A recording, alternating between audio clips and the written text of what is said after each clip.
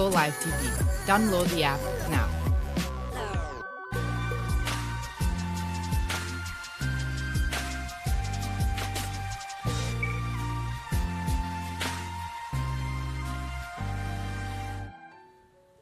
Hello, welcome to the Joe and Joe Show, where we talk about living life with gratitude. Today is a special day, and we're so happy that we are going to be talking about people who are sponsoring our show. Go Live TV, thank you so much for making this happen. Absolutely. And one more thing, we don't want to forget our viewers, our fans. Thank you so much for watching our show. Your comments, your love, we are feeling that every day we see a click. I thank you. I remember what you said on the show. So thank you so much. We don't want to forget about you. That's why we're here. And today we are taking an opportunity to commemorate the genocide against Tutsi in Rwanda 1994. Over 1 million of Tutsi people died. In 100 days, we want to take that opportunity to honor the victims, to honor the courage of the survivors, and together to join with Rwanda, especially in Canada, they just remembered and honored the time where politicians were gathering in Toronto. They took 1 minute of silence to commemorate and to recognize what happened in the world. So people who are denying this, people who are not learning, they can take that moment to know that it happened and to remember that we don't want this to happen again. So this is the time we're commemorating these people, join them to rebuild the country and their vision to become a united nation. So thank you so much for everyone who are watching our show. And today we have a special guest. Oh, we do. We do have an amazing, amazing girl. She is a wife. She is a mother of 3 boys, and she is amazing, beautiful inside out.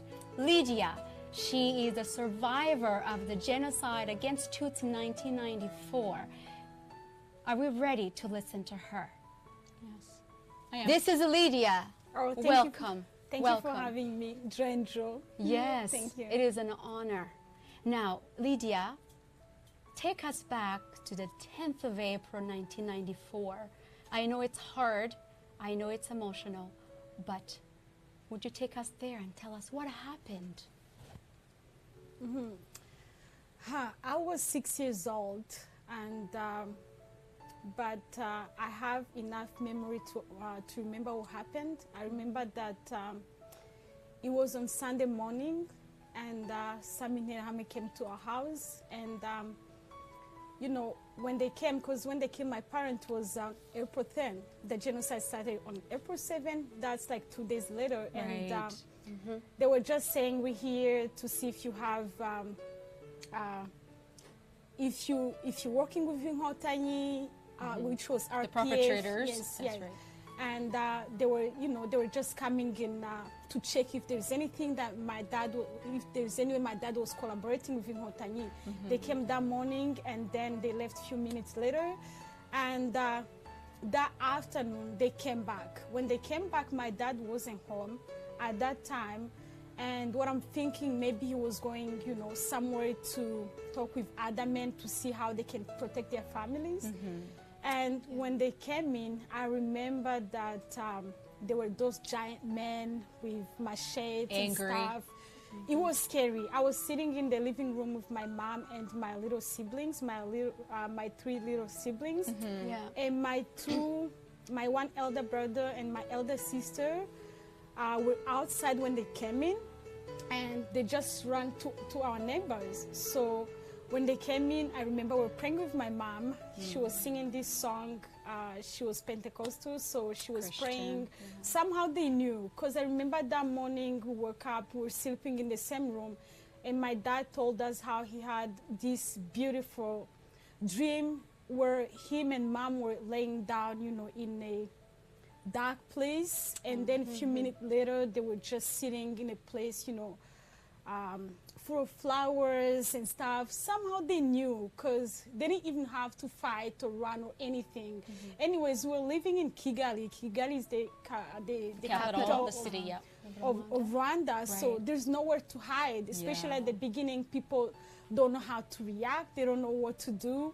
You know, we're just staying in the same bedroom night and day. Anyways, it was 2 days later. And when they came to take her mom, they asked her, you know, to follow them. And somehow my little siblings were crying because they wanted to follow my mom. And, you know, we had to follow them.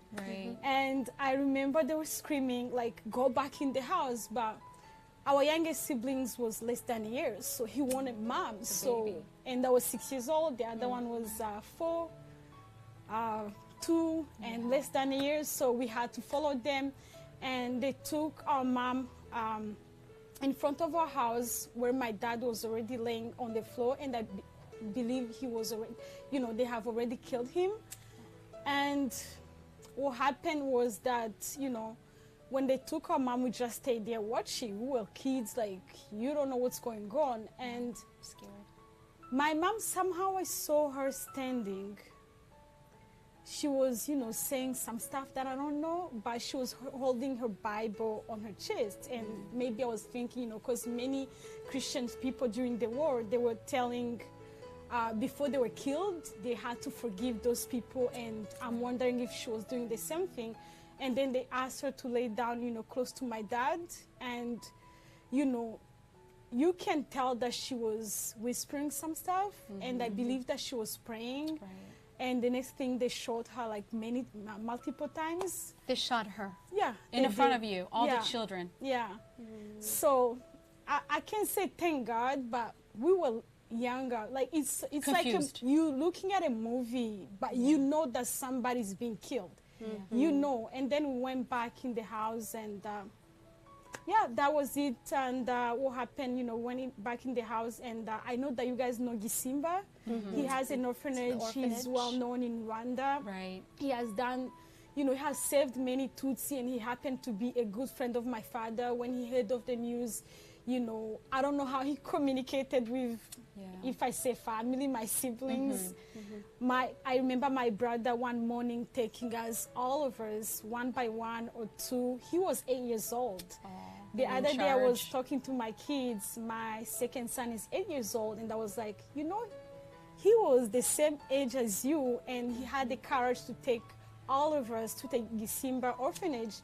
And from our house to Gisimba orphanage, you have to go through at least 3, what is it? Barriers? Barricades? No. You know where they were, in Herami were standing to kill people. So we have to go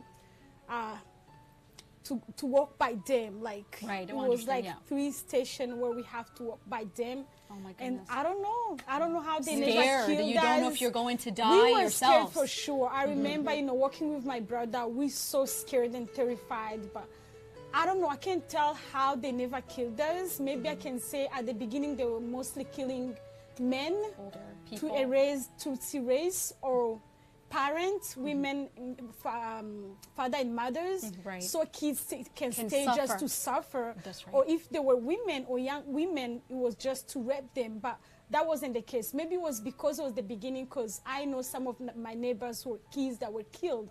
So I would say it was the grace of God, because where we were living, from our house to Gisimba orphanage, there's no way. You were meant to be here. Yes. And to share your story. And That's you know what? Let me thank you, because having the courage to speak about this, not everyone is able to open out to do that. So you are actually in the right direction. This is a way to find your peace and your way. And which my next question is, how do you cope? How are you doing? I know now you're in Canada, you're in Hamilton, you have your 3 boys, your Unbelievable. husband. She's about 5 minutes from me. How the world is so small in the same city, and we're sitting here today, and you're sharing your story on our show. It's incredible. I appreciate that. So yeah, how are you doing today? Where do you find your smile? So it's interesting, you know, before a few years ago, you know, some of my friends never knew even that I was an orphan. An orphan. They used to think, oh, you're fine, you know, you're a happy woman all the time. But since last year, especially dealing with the death of my sister, has made me realize how not only me, many of survivors, we walk with open wounds. You know, it's, you know, I'm grateful that I'm a Christian, you know, having the nature of Jesus in my life. I would say that's my strength. Amen to that. I will say that without Jesus, I'm just a complete mess as everybody else. Because, you know, I used to think that, you know, I've been gifted to be a hopeful person, and that's something amazing that keeps me going. But at this point, I feel like I don't want to go alone anymore. Right. I want all survivors to come with me. Connection. And, you know, losing my sister last year, her name was Lucy. She died from depression caused by the genocide. And, you know, when our parent died, she was just 10 years old. You know, automatically you have to take the role of being a parent at 10 years old. And not everybody is able to cope with that easily. It's not that easy. Many people will say, oh, you have to make a choice, you know, right? But when you damaged at the young age, trust me, if it's not by the grace of God, I don't know how people survive from that. Because it's not only, what I've realized, it's not only about the genocide. Because for me and my family, the pain that we had after the genocide is deeper than the genocide itself. Absolutely. The survivors, so many things. I know so many survivors who were raped where they were living. We, you know, so many things. We can't go in detail, but if I can say what I am right now, the other day I was speaking with Joe. I'm not going to be just with I am just the Joe, the neighbor Joe that you were talking to. I was telling her that I'm grateful that I can cry. It's whenever I cry, I feel so good. It's a release. I like my car because I can go in my car, play some gospel music and just start crying, like crying so hard. And I remember a few years ago when I could not cry at all. I remember going to my pastor and tell him, can you pray for me so I can cry? Because I became numb. I couldn't cry at all. But I know that losing my sister was so hard, but sometimes I'm like, thank you, because you helped me to open my emotions fully. Right. That's right. And, you know, the loss of my sister touched our wounds again in a deep way and reminded us that, no, you were not healed. You're not right. You were covering all that time. And, you know, I'm grateful to be in Canada. You know, we can, you know, have access to counseling and stuff. And sometimes you feel like, oh, my God, what if other people, they can't access this? They can be able, you know, because when you tell somebody, open up, but how do I open up? That's right. They don't know Do I have a safe place to open up? Yes. Because I know what it means to cry with nobody to hold you. It's so painful. It's so hard. And sometimes there are people around you, but because you don't feel like they understand your pain deeply, you feel like, you know what, I can't even try. Let me keep it to myself. Right. But I'm grateful that God has helped me to be honest with him. And God has revealed to me that he's interested in my moods. He is interested in my frustration. He wants me to show him that, you know, sometimes when we lose people, especially Christians, we don't want to say, oh, it's not fair, God. This should, you know, this is not right, you know.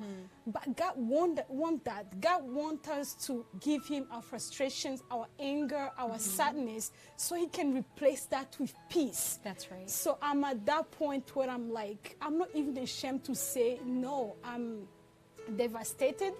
But I know that, you know, I don't want to hide this anymore, because I want God to touch my wounds so I can heal. Healing is a journey. And I pray that everybody can get to understand, to the place where they can be honest, to the place, especially can finding, be vulnerable too. Yeah, vulnerable, especially finding a safe place. But again, with survivors, even if you find a safe place or you don't, remember you're a survivor. Like myself, my car is my safe place. That's right. Find your place, find somewhere you can go, Absolutely. a place you can be, like nature, mountain, whatever you feel free, and open up to God. If you're likely enough to find somebody or a community that supports you, that's a blessing. But as a survivor, do whatever it takes to find anything, someone to touch that wound so you can heal. Be intentional. That is- Yeah. Intentional to go find that place where you can get to, where you can open up for yourself and to God and to others and connect. And I think that's where you can go from being a victim to surviving and to thriving and then living life with gratitude, because you're not longer in survivor mode. Now you realize that I still have dreams, I still have a life to live, and I have people around me, and then you are moving forward. But you have, like you said, a lot of people are struggling with depression and they're numbing themselves, they're selecting, I don't want to feel this, I don't want to feel that. But you must feel those things because it's natural. We're natural people where we have to cry, we have to be frustrated when something wrong happens. So it's important that you're sharing that story with people to let them know you need to find that place to intentionally feel. And something I can add to that Amazing. is that you don't need to be fully healed to walk in your purpose. That's right. The good example is the example of Jesus. He's a wounded healer. On the cross while he was suffering, he was healing us. Well, we're soon to celebrate Easter. Yeah, So he this is was a perfect saving time us. to say that. So you know? the thing is, Jesus was a survivor. He was a refuge. He was so many things. And through that pain, he never stopped. So God doesn't want you to be perfect, to be completely healed, so you can, serve, so you can help others. We're all broken. And what I've learned, thank you. We are all broken. We are all Vessels. broken. If there is anybody who's going to come to you and tell you, oh, I'm fine, you guys perfect. have your issues, make sure that he's broken than you. So we are all broken. The good example that, I can give is like every kid from 2 years old, a kid who can start working, it's so rare they can find a kid without a scar. Everybody has this little tiny something. scar. That's something to show you that somehow, somewhat, we meet We things go through in things. life. Yeah. Yeah, so Incredible. the thing Incredible. is, come as you are. Don't stop pursue, your purpose or anything because you feel down. Even at the lowest moment, God can still use you. By That the way, is God amazing. used more broken people Absolutely. to help others. You know, Lydia, that was my next question. What would you like to share with the survivors, with the people who are hurting? I think she got it right.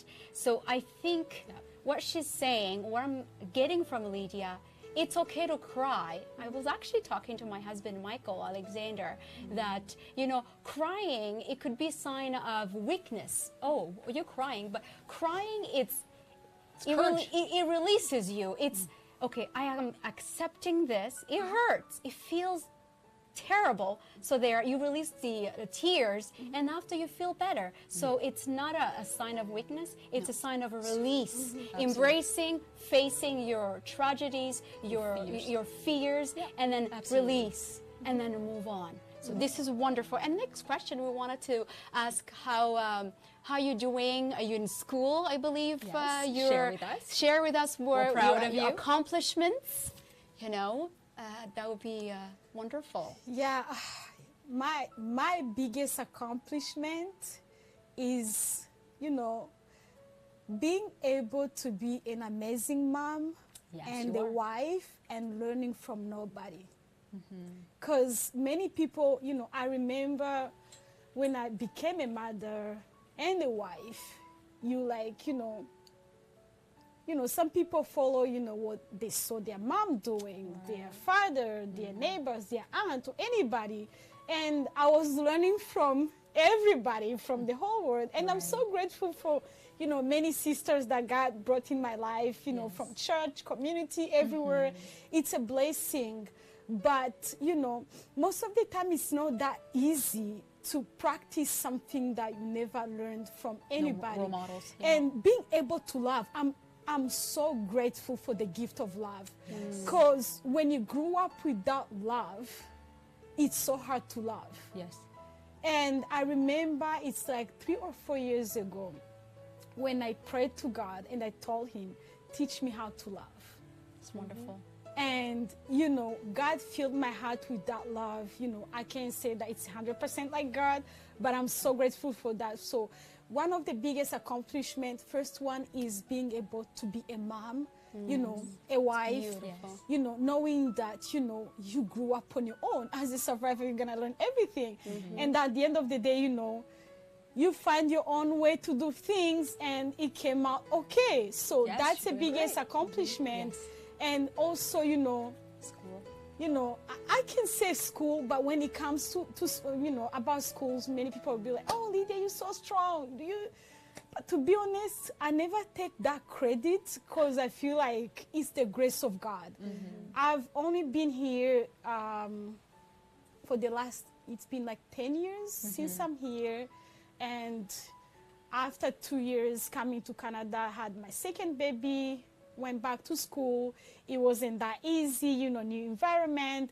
I couldn't even communicate in English, but I was like, I'm Doing gonna great. do it. You're So what are you doing in school? So, first of all, I earned my bachelor degree in 2017, Sociology and Sexuality Studies from York University. Wonderful. And right now, I'm pursuing my master's degree at Tyndale College and Seminary, the MDV counseling. So, Yes, working to become a future psychotherapist. That is So, amazing. this You're was gonna my be helping first people. year, so I'm hoping that God is going to help me too. He's helping the whole you, and program. you are And of not course- just a woman with faith, but faith and action, because you're doing something about that. And you know, speaking about all of that, I mean, have questions, but you're answering them already by just, you know, having these conversations that are flowing so well because we know each other, and you're very comfortable in your chair, and we're, you know, we're so grateful. And what are you grateful for? I mean, you talked about accomplishments, and I know psychology is a big one, because coming from a culture of African people, is that our culture is to tell you to appreciate who you are, honor yourself. Stories are not, we're not very open with stories, though I believe stories are like data with the soul. And we say, okay, say about who you are, what your family is about, but don't say too much. You know, save some. But I think we are learning how to open up and learning. So through your school, and we're grateful that you're doing that. And I think you already answered the question about what you're grateful for. Yeah, it's it's being a mom and a wonderful. wife, and now you're doing school, and soon you're going to help people, not just through your experience, which was an experience that was beyond humanity, what you've gone through, but you're going to have knowledge as well. So you have your wisdom, you have experience. It's incredible. Actually, when she talked about what you're grateful for, let me say, you know, we came in Canada in 1990s seeking a place that is safe, seeking a place that it's called home. And, you know, looking back, meeting my husband 2001 and getting married in 2003 to Alexander's, I would like to say a big thank you to Delphina, Emmanuel, Alexander. This is a beautiful family. My husband, he has a brother, Philip, his wife, Patty, 2 girls. And this is a wonderful family, took me in. And I left my family in Rwanda.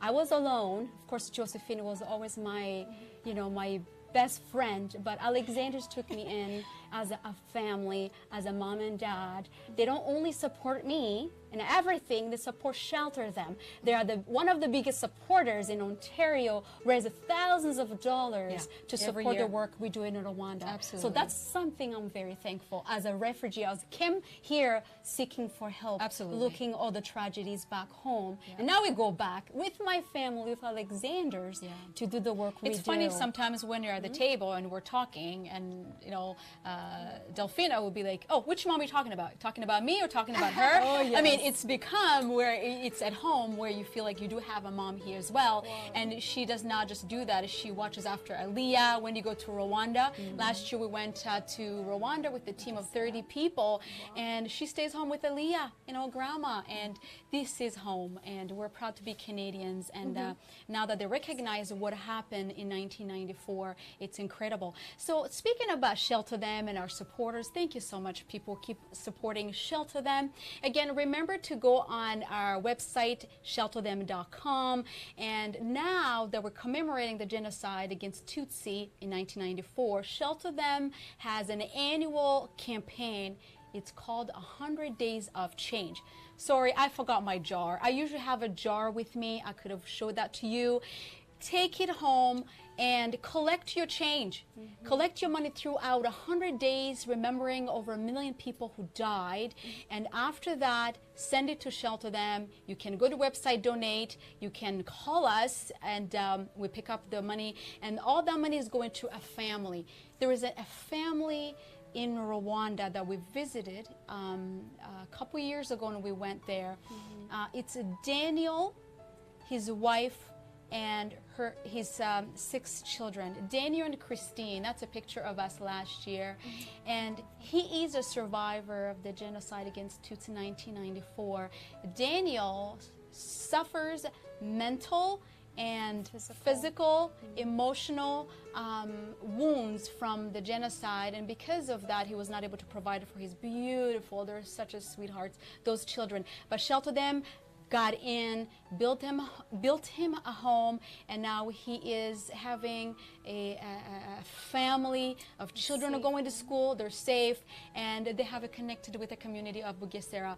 So for all your donations that you're collecting through your jars, 100 Days of Change, to change people and the future in Rwanda, it goes to people like Daniel, his wife Christine, and children. So thank you so much. And let me encourage you to go to our website, to shelterthem.com. There's a page right there, donate. You can become our monthly donor. We need your donations. You can participate in a 100 Days campaign. You can sponsor a child. We need your support, and to support Rwandans who are in Rwanda who needs education, medical, shelter. And as 2020 vision for Rwandans, they're thriving, they're doing their best to move the country ahead.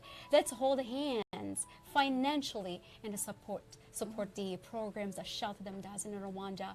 And it's wonderful what we're doing. It's such a life Thank you for coming changing, here, Lydia, and sharing your story. It was on the Toronto Star. It was the first story in Toronto, published on the April 7th to commemorate the genocide against Tutsi in Rwanda, and to make sure that we have a clear understanding what that is for all the news reporters, for everyone in the media who are talking about the genocide against Tutsi. Please make sure you understand it's genocide against Tutsi. It wasn't just about a Rwandan genocide. We want to make sure the message is clear. It was targeted for Tutsi, and they struggled, they suffered tremendously. We want to remember that, commemorate, so it does not happen again, and we can learn from those tragedies for the future. Remember, our show is every 2 weeks on Mondays on April the 29th. And thank you, Go Live TV, for sponsoring this show and sharing stories that are bringing healing, getting people to know, to donate, and to be involved in Canada and Rwanda so we can do great work and living life with gratitude. Thank you so much. And go to our Facebook as well. Don't forget to send us your comments, what you think. It's a Joe and Joe show, and it's going to be posting over there on Facebook.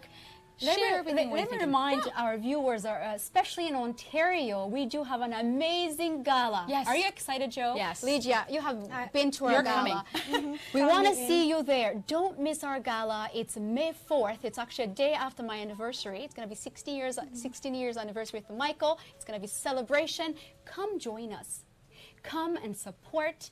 Have fun. Have a wonderful day. And We want to see you. Tickets are available on our online. Yes. You can give us a call, and then let's just do an amazing, fun event. And that support, it will be directly going to Rwanda to support our project. Again, we thank you. And remember, share your stories, because stories brings healing. And we want to thank Lydia for coming and sharing her coming. story. She is strong, It's a blessing. and just like a lot of people, we want to come from being victim to surviving to thriving.